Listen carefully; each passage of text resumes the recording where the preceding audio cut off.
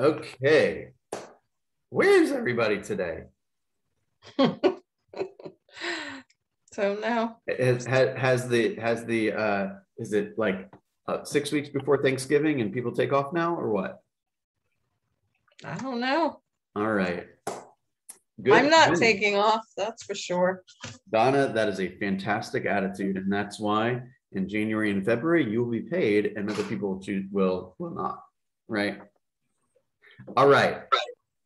You guys, it looks Candace is en route to the office from the parking lot, I believe.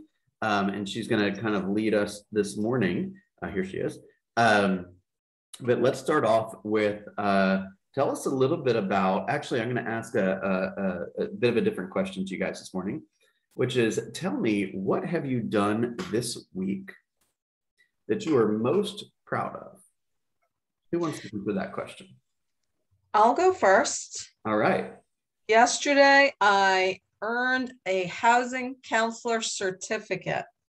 I learned all about helping people get prepared to purchase a home. So I learned about reading credit reports, how to provide people with guidance to maybe repair their credit somewhat. Just lots of information that I think is just really helpful for me, because I do like working with first-time home buyers a lot, and a lot of people are not quite ready, and I hate to just turn them away without providing any resources. So I like to keep them in my database and work with them until they're ready. And I think this the 6-hour course yesterday, the CE course, I'm glad I did it. All right, I want to say 2 or 3 things on that. First of all, I did not receive any notification at all and I go to pretty much all the classes, right? I didn't hear anything about that program. So what that tells me is that you went out on your own to find that opportunity. So number one, I want to compliment you on that. Okay, that shows me that you're taking initiative, and that shows me you have a deep significant degree of desire to be learning based. So high five to you on that. Secondly, my question to you is, how are you going to tell the world about what you just earned? And I love the fact, by the way, that you used the word earn, right? You didn't just get it or pay for it. You earned it. You sat in the room, you did whatever you had to do, and you earned it, right? So let's start thinking about life that way. We earn things, or we don't earn things. Makes sense. Does make sense. So, Donna, your task today, although I've given you plenty of homework already today, and it's only 8:37, but I'm going to add one more thing to the list, which is figure out how are you planning to tell your customer base and your network, so to speak, that you have now earned this designation, right? I mean, I didn't even think of that, to be honest. I was keeping it a secret, I guess. So why would you do that? Aren't you in the business of meeting people? Yes, I am. Okay, well, tell them what you know. Well. All right. Who else wants to share something this week? The thing that you are most proud of accomplishing. Candace, the floor is open to you too, if you'd like. I'll share, Bill. All right. Well, man, you got plenty to be proud of, but go ahead. So my client decided that she wanted to move to Macon. I think I told you all earlier this week, I was able to connect with another KW agent, and the relationship was really good. And my client was happy with the agent that I chose for her. She said that, she was pretty much like me. So that was great. She came back, gave me great feedback as to what she liked about the home. I placed the offer. They signed it. So we should be binding this morning. I should need to check my email. And then her listing actually received several offers, and we'll go binding this morning. I just want them to update a couple of terms. So that was it was a process, but it was good. Love that. Great job, Markia. Man. Markia, you are like my Shira. Yeah, I love it. Really is. She's Thank you, Ebony. she's not always just doing stuff. She's like closing all the time. Yeah. Like Right. she's getting it. She's taking things through to the finish line all the Exactly. time. Congrats, Exactly. Markia. You Thank are you. awesome. Thank you. And y'all, I think y'all probably know this, but she's dual career. Like she's busy doing other stuff for other people the majority of the day. Right? I know. Definitely. Not going to be dual career for long, by the way, but she is truly dual career. Remember, dual career implies you actually have two jobs, right? You actually work two jobs. Yeah, it's funny. I contacted my client at like 9:40 last night, and she's like, "It's late. You need to go to bed, and don't worry about me." I said, "No, I have to worry about you tonight because I'm a dual career agent." I said, "This is the time that I work on my real estate." I said, "Don't feel bad." Right. And you could even throw in a phrase like, "Hey, I'm only calling you today because I'm committed to you." Right. Right. If I wasn't committed to you, I'd deal with you in the morning. I'm committed to you. Make sense? Yes. And one last thing, I'm getting my loan today for my investment property. So I am very excited. Beautiful. Good job. Beautiful. That's fantastic, Hey, Doing a Markia. bunch of big people, things. then we get the ability to help ourselves every once in a while, right? Yes. Good job, man. I'm so proud of you. Gosh, I'm so proud of you. I remember we've known each other for what, year and a half-ish or so. Man, Yes. what a year and a half it's been, right? All right. Let's do one more. Who else wants to share something they are proud of accomplishing this month? And then Candace is going to teach us everything she knows about talking to people. Well, I'm no Markia, but I Hey, mean stop that in that. the best Stop way that. possible. She Nah. knows Yep, I'm you're an Ebony. ebony. That's You're right. an ebony. But I did. Hey, whoa. Stop comparing everyone. Stop comparing yourselves to other people. Compare yourselves to where you were yesterday. Okay. Absolutely. But I'm doing good in my in my events. Like, so earlier I did an event with a lender where they do like First Fridays. So where it's pretty much just getting to meet new lenders and things of that nature. And I like that because I connected with some great realtors. And then today, actually Tawantis, she invited me. She's doing, she has an event today. She's doing an investors event. So if you want to know anything, about investing, she put together a whole presentation somewhere in Smyrna. And I love the fact that she invited me because I'm going to go, I'm going to support. And it's something that I wanted to learn anyway, because I don't know anything about it. So I'll see you there, I'm Ebony. Excited. Yay. And for those of you who don't know, Joe, I'll share my screen, Bill, if you let me. Joanne and Tom Curtin, who are investors, longtime investors. Good. You should be able to share it now. Okay, let me share my screen here.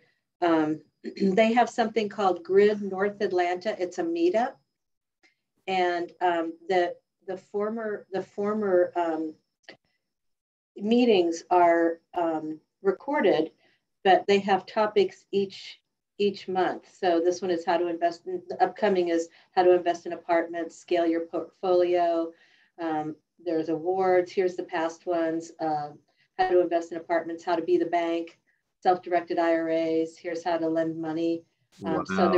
So it's a great group. And Joanne and look at that little community they've created with 271 people in there. Yeah, so it's a good, I'm definitely in there. Networking community, and lots of good information as well. Wow. Y'all, opportunity is so endless. It's amazing. Yeah. But I love the in-person networking. Love What's the in-person networking, Ebony. One more time, Candace. Sorry. I said I love the in-person networking, Ebony. Hey, tell Tawantis I said hello and tell her to have a Zoom option next time, okay? I sure will. All right. All right, Candace, tell us everything you know about talking to people. I'd just like to say good morning, everybody, and here I am. Good morning. Good morning. Wait, I'm confused. You're like speaking without speaking or something, aren't you? You're pausing. I'm just curious about how that felt. How did that feel? A little awkward. A little awkward silence. Yeah. Yeah, it was definitely yep, Candace, you are there. Yeah. So I wanted to say that so many times when we pick up the phone, so many times when we walk in the room, we walk in all about ourselves, and that's basically the message we're conveying without saying it out loud, right? It's here I am. Oh boy, let the party start. What if you change that to there? How about if I did this? Good morning, everyone. There you are. Is How that did from that feel? 7 levels of communication? No, this is from a book called How to Talk to Anyone About Anything from Leo Lowndes. And it's written way back when you know women were wearing helmets because they had to compete with men in the workforce. But there's a lot of really good things, and that was one of my very first takeaways: is the difference between here I am and there you are feels entirely different. So if you pick up the phone and you say to someone, "Hey, there you are," it's all about them, right? It makes you feel warm and fuzzy, doesn't it? How would that sound like on a real call though? Like you wouldn't say there you are, but you'd say other words to communicate the same message, right? Yeah, so I'd say, so first of all, I have a smile in my face if I'm making a phone call and I say the person's name, and I say their name with reverence, like, "Hey, Bill, how Yeah. are you?" So I want to make sure I put emphasis on their name. These are little. I'm gonna talk about some body language, and I'm gonna talk about some verbal nuances as well, and that's the very first one. So if you can change your thinking when you pick up the phone or you go to a networking event or you're just out and about to there you are. I mean, it's a totally different mindset, and it feels better to me to say that to you than to say here I am as well. I mean, that just feels I can I make also my think world. it's a lot more personable than saying, "Hey, is this Candace?" Yeah. I mean, you already saw from like whatever data piece that Candace and this number are likely connected. So like, why do we ask ourselves, "Hey, is this Candace?" Yeah, of course it's Candace. And that already starts it off like you're over here and I'm over here, and we're trying to like figure out how this conversation is going to go. If you take what Candace's approach was, I mean, what's the worst they could say? No, this used to be her telephone number. And you're like, "Oh, well, I hope you have a wonderful day. By the way, I'm a real estate agent and it's hard to find houses out there. So while I got you on the phone, when was the last time you thought about moving?" Right? I mean, I literally have picked up people in my database based on incorrect calls. Yeah, for sure. Crystal Johnson, who is now a member of our office in PC2. There's 2 Crystal Johnsons at Metro Brokers, and I called the Crystal, the one that joined Keller Williams, 2 different times, looking for the other one, and I got her. And the fact that we had a wrong number twice is why we built a relationship. Wow, I love that. That's All right. fantastic. I'm going to mute Yeah, myself. I mean, what if the person said, "No, this isn't Donna, this is her daughter." Then you're like, "Oh my goodness, Donna's daughter, how are you? What's your name?" You keep that, and it's not fake. It's that I get excited. I don't know about you, but I get excited when I meet people. I think everybody has a story that's different than mine.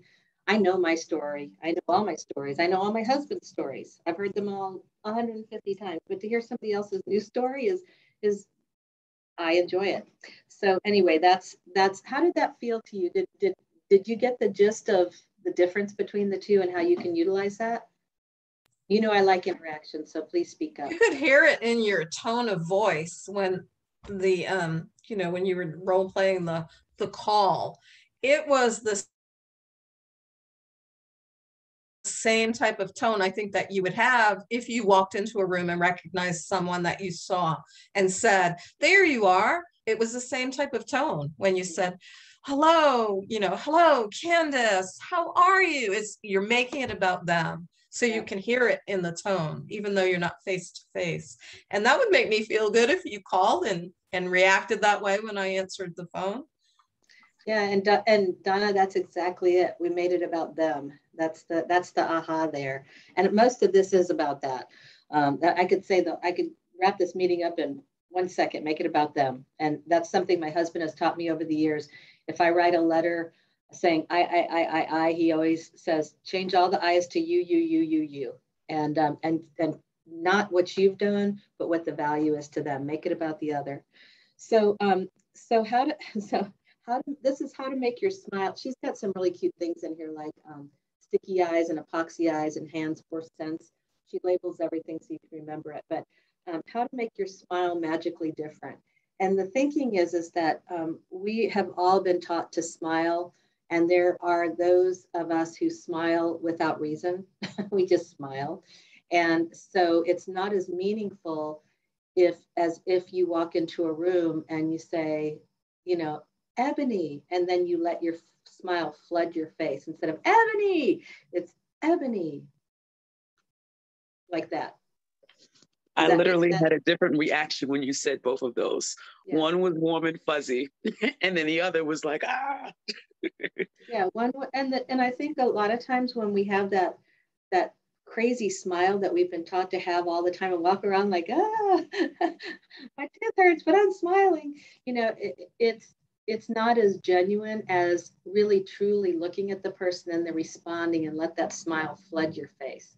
So I would practice that, because it doesn't, unless you're somebody who hasn't been taught to smile your whole life, practice that. And even if you're not somebody who smiles, you can genuinely do that when you see somebody.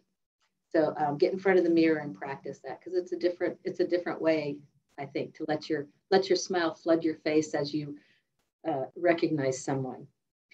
How to strike everyone as intelligent and insightful by using your eyes. That's easy. That's eye contact, right? That's just when somebody looks at you, you pay attention to them, you look them in their eyes.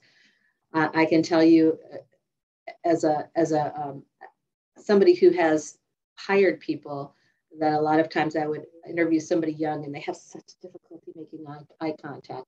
I think it's a combination of confidence and just not having the practice. But if you're somebody who struggles with eye contact, work on that, because when you look at somebody in the eyes, they feel your interest, they feel your intensity. Some of this is going to be a review for some of you. Can I just comment on that? Where that comes into play for me is at open houses. Oh. When I'm engaged in a conversation with someone, and I watched a YouTube video on this. I think it was another Keller Williams agent that did a YouTube video. But you have such a tendency when you're in a conversation with someone at an open house to break that eye contact, to acknowledge someone else or answer a question or whatever it might be.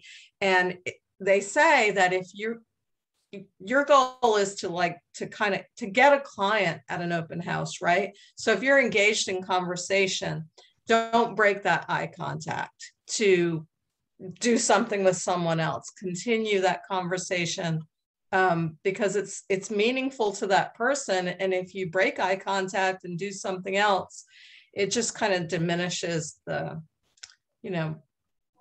attention that you're paying to them. Have you ever been, and that's again about them and not about you, because when we're about me, have you ever been at a gathering and the person you're talking to, their eyes are going, looking at everybody that's coming in to see who's more important? That's what it feels like. They're looking for somebody that's more important than you, right? So again, great point, Donna, making that eye contact is about the other, making it about the other and really showing them you're interested. There's one called Big Baby Pivot. I love this one. If you were at a party with adults and you're having adult conversation and somebody's toddler runs in and you love that toddler, or it's your child, what do? You crouch down and you go, oh my goodness, hi, sweetie, how are you? I'm so glad to see you. How are you? What are you up to? That's a pretty dress. Oh my goodness, you've got a tie on? It's that kind of behavior. What if we did that when, an example she gave was she was at a gathering with a friend of hers, and the friend was single and all these handsome executives kept coming over, but she was just afraid to make contact with them. But she turned to one and she was like, hi.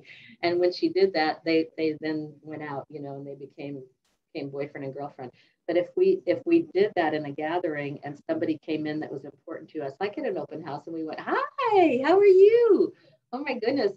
It's like the sun just rose when you walked in. So any comments on that? Can you picture it? Yep.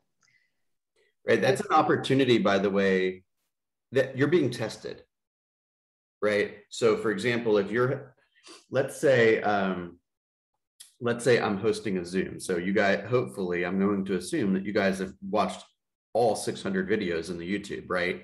And if you go back and watch the ones from like April and May of last year, right, when we were in lockdown, and so I was running this thing from my house and my kids were at home, right? Oh, every day my kids were running in, right, to the sessions.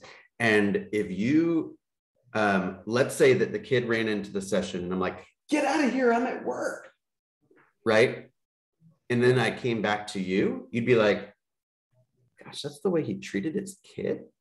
Like, how's he going to treat me when I might do something that I didn't know better not to do or something? Or is that the way he treats the rest of his family? Or is that the way he treats his friends or his clients? And you might like totally lose respect for me, right? So you're being watched no matter what, right? Like, I've actually been on the phone with people that like are going through like a drive-through or something, and they like are really rude to like the drive-through person. And then they come back to me and pretend like I didn't hear that. You see what I'm saying? So you're always being watched. You guys just have to make sure you understand that. But if the kid comes in, and I'll be honest, I didn't always, I wasn't always like, oh, come and sit on my lap. I'm in the middle of a 50-person Zoom. This will be awesome, right? But if I'm like, hey, come and say hi, right? Then you're like, oh my gosh, this is a person who really believes in God, family, and business. This is a person who really values, work-life balance. And you have a different level of respect. Does that make sense? You're being watched. I remember those meetings. Yeah. I was watching you. You were. I'm sure. You're like, was. hey, I'm about to hire this guy to be my advisor. Is this guy do I want his advice? Right? Has he earned the right to be my advisor? And you make me think of one more thing. And I had, and I'm going to put emphasis on the word had, a friend who constantly would call me when she was doing other things. And I was on hold, listening to her order her hamburger, listening to her check out at the grocery store. And finally, I was like, you know what? I'm not important enough for her to block off a little bit of time to talk to me. It was so irritating. And I thought, my time is valuable too, because I've got all this stuff I have to do. And all I'm doing is sitting here on hold, listening to her order a hamburger. So had is the operative word. We are no longer friends. I mean, I don't have a conversation with her. I decided my boundary was not to be treated like that. Just saying. Okay. That's not a mark. That's Candace. That's not a mark on you. That's a mark on them. You have certain standards for how you spend your time and who you associate with, and they did not fulfill the standard. It's not an emotional decision. And I deserve to be treated with respect. You're not treating me with respect. It's not emotional. You just don't fit the standards. Yeah. And I gave her a couple of, hey, why don't you call me when you're finished with all your things so we can actually talk, which I thought was pretty barbed. And so anyway. Okay. A lot of people do that though. They do. And it's just rude. I don't like it either. That's my biggest pet peeve. Like, I give people my full attention.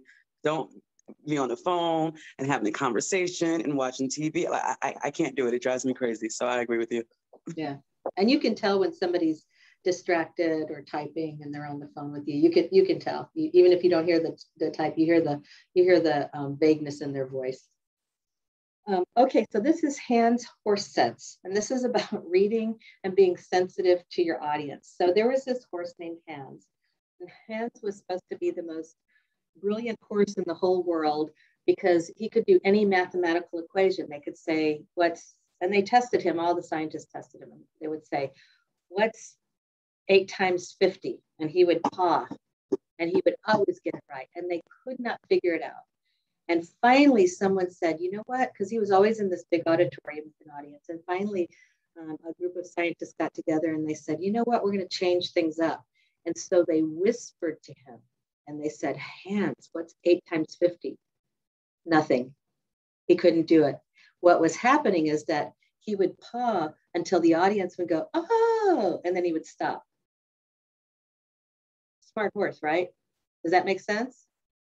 Yeah, so he was reading the audience. That horse was reading the audience better than a lot of humans read the audience. So if we really pay attention to the verbal and nonverbal contacts or nonverbal clues that people are giving us, we can be like wonders in this world, because most people are so focused on themselves that they don't ever pay attention to the other person.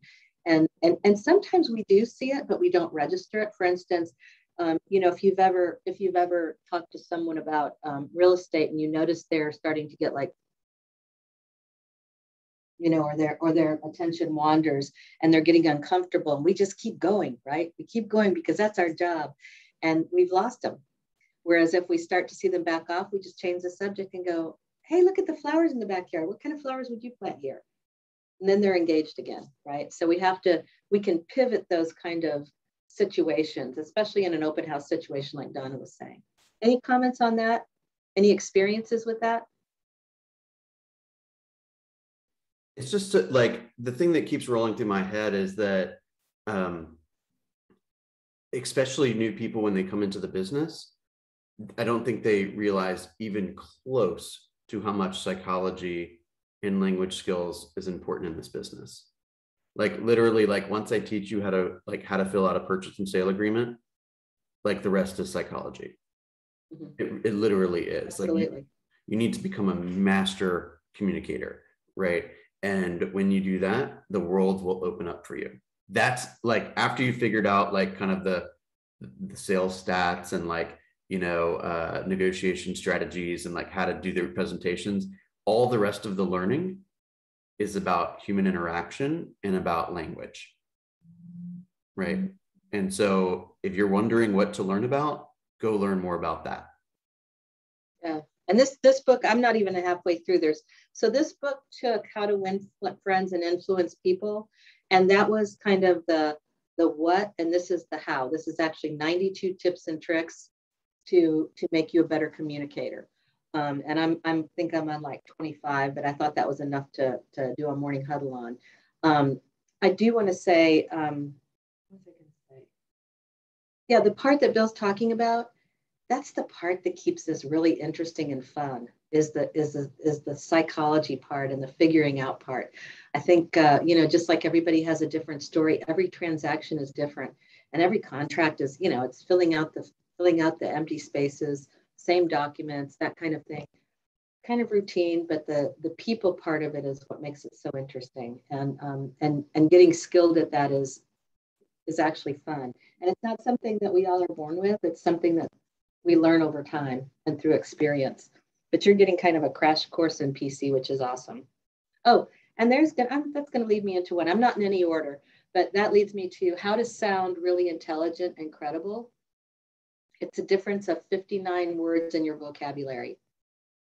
Most people use the same adjectives, the same, oh, that's good, oh, that's nice, oh, awesome, oh, that's amazing, oh, that's fantastic. Think about your words as you're saying them for about a week. Write down the words that you use over and over again, and then get a thesaurus and change those words up. And you'll sound like, you might change, you're so smart with, that was ingenious. Or, wow, that was clever. Those are words you don't hear too often. Makes you sound so much more intelligent and like with the big boys, right? Are the 59 words that you tend to use, or 59 suggested words? 59 extra words. Ooh, post the list. I can't wait to learn that today. No, they're your words. They're 59 words that are patterned to you. So it's expanding your vocabulary by 59 words. That changes the perception of, most people have a very limited vocabulary. We use the same words over and over again. We use the same sentences over and over again. We change up the noun, we change up the adjective a little bit, but we have a very limited vocabulary. If I ask, and I'll throw, because this was my dad. My dad had us read. We had from the time I could read, My dad had us look up 3 words in the dictionary every week. We had to divide them. We had to spell them. We had to use them in a sentence. We could look up any word we wanted and use it. So I have words in the vocabulary, like if I, instead of saying, how are you doing? I could say, how's your coporosity gymnastuating? Nobody knows what you're talking about, but there are words that you can use where people know what you're talking about. But just expanding your vocabulary by 59 words, changing up your speech patterns a little bit makes you sound more intelligent. And I think it creates new neural pathways, so it probably does make you more intelligent. Thank you for sharing that. That was genius. I love it. Like, I'm definitely going to do that. I like that. I'd love to take credit for it, but it's Leal's. Okay, this was one that was, so this is interesting. We are taught to ask people what they do so that they'll ask us what we do. But especially if you're moving into the world of luxury, not so much, right? There's a more gracious way to say it, and it'll still end up with people asking you what you do, but it's, how do you spend the bulk of your time instead of what do you do? And the reason why that's so much more gracious is because there are a lot of people who have had job changes that aren't necessarily favorable because of the pandemic. It also discounts really wonderful people who have chosen to stay home and raise their kids. So if we just change it up to, hey, you know, if we're at a party or we're meeting somebody and what do you do with most of your time? That gives somebody a chance to say, they can talk about their passions, they can talk about their job. If they're really involved in their work, they're going to talk about their job or their career, right? Yeah. And then they're probably, yeah. And then they're probably, go ahead. I was going to I'm the only guy on this call, so I'll give you kind of our perspective, or my perspective, I should say. Like, there'll be plenty of times where like I'm at some type of function with my wife, and the majority of the questions come to me, right? And they don't really ask my wife much about anything, quite frankly, right? And she picks up on it, like you guys probably do, right?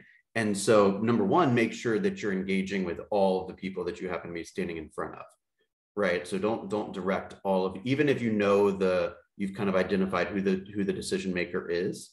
Don't forget to engage all the people that you might be sitting across the table from. That's the first thing. I love that question.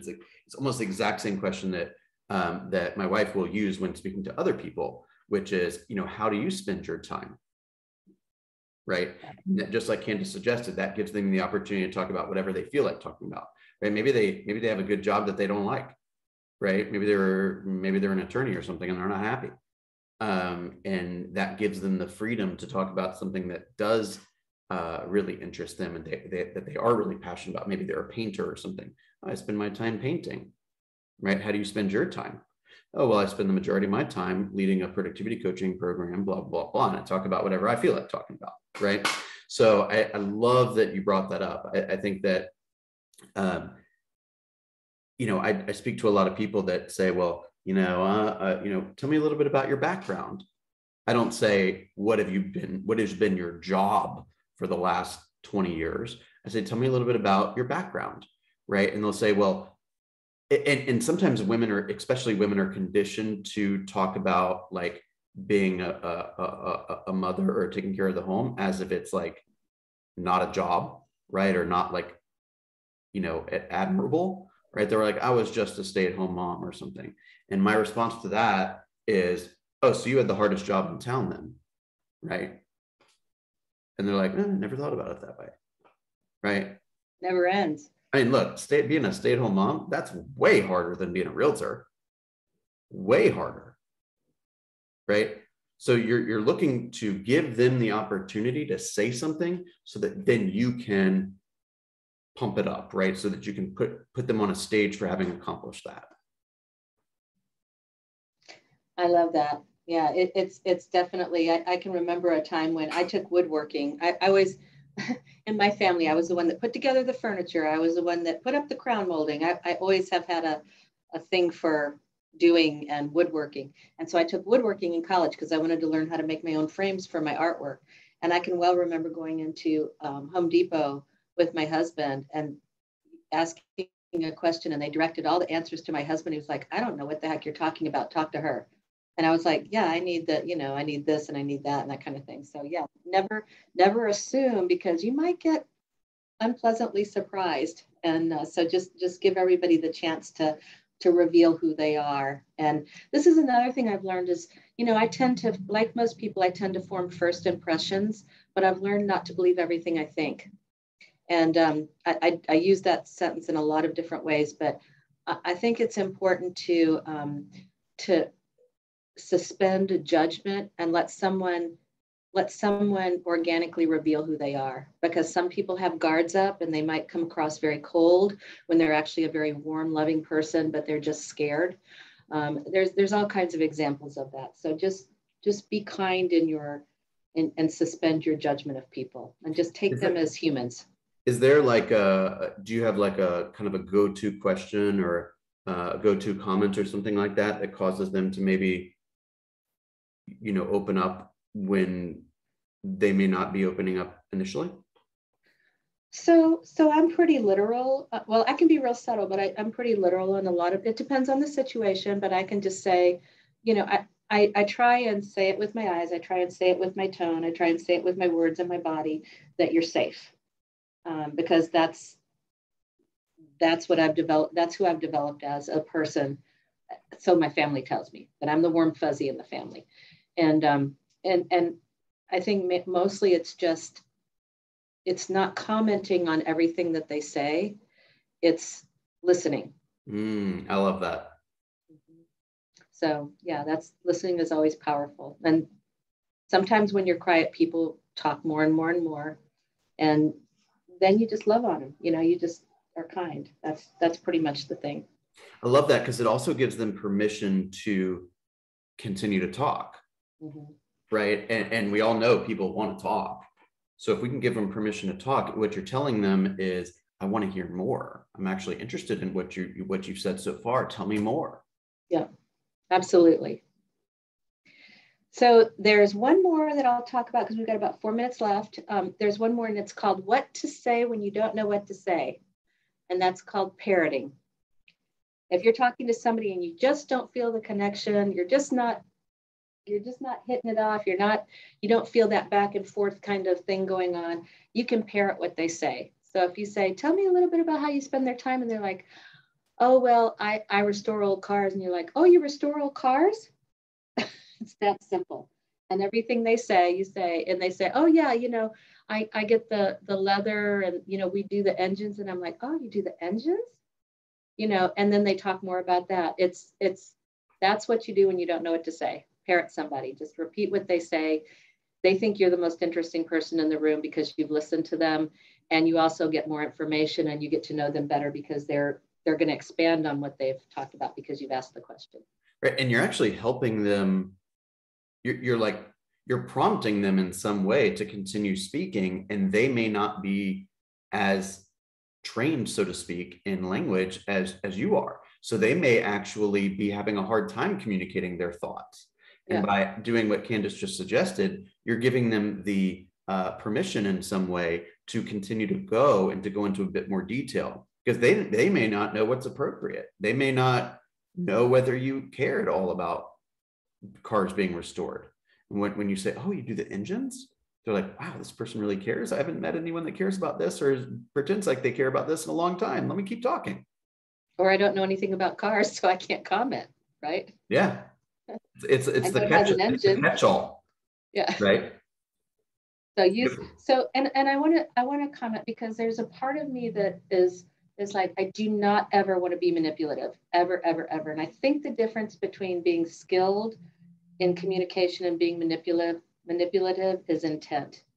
And if your intent is to get to know someone so that you can help them, and you use your skills to further that, then I think that is absolutely 100% in integrity. If you're manipulating them to get them to do what you want, that's a different thing. Completely agree. Yeah. But the intent is developed long before that.